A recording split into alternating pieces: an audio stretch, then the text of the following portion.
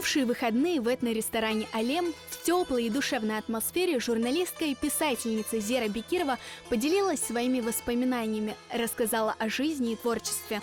Ленин барағына ішке кірген вақытында пек бөле бір арзум бар еді. Қырымда, демек, Қырым бойынша «Известия» газетасының несі өз мұхбірі олмақ.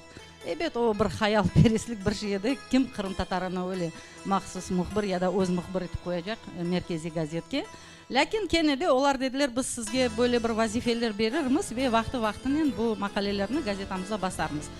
Особое место в жизни Зеры Бекировой занимает летопись национального движения крымских татар. Журналистка начала заниматься темой национального движения в конце 80-х, в годы активной борьбы за возвращение на родину.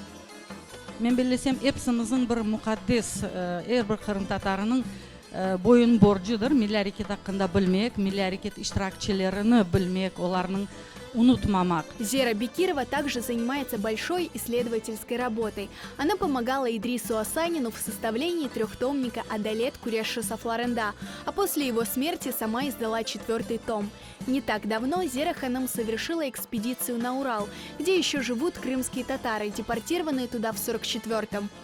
Сен о инсанмен оның балалығына қайтасың, оның ең ағыр хатырлауларыны пайлашасың, яшайсың. Күч қайдан аласың? Бекім шу Қырым татары олғанымызда.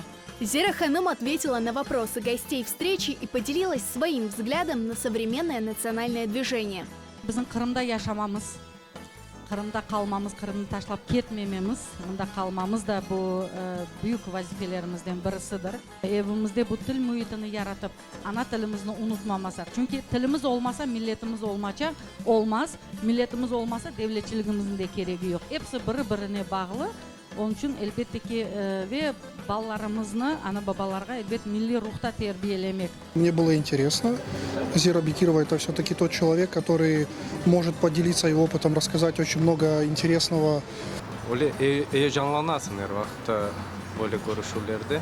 Зера ханымы ал барғаны іші пек мұйымдар. Мариэлде, Уралда, әлі да сүргінліктен қайтып оламаған инсаларымыз бар. О да büyük фажиадыр. Onun için bu meselelerini көтерmek керек ve milletimize göstermek керек. Мероприятия, которые проводит Харадинис, подобные встречи, очень интересны, очень насыщены патриотизмом, рассказами о тех геройствах, которые были в крымско-татарском национальном движении. Это является хорошим наставлением для нашей молодежи. Әр вақыт бөле инсанлармен көрішкенде яны бір шелерні өз үшін аласың. Бөле китаплар бұл біздің тарихымызны бізге яшарға көстере, олар кереклі.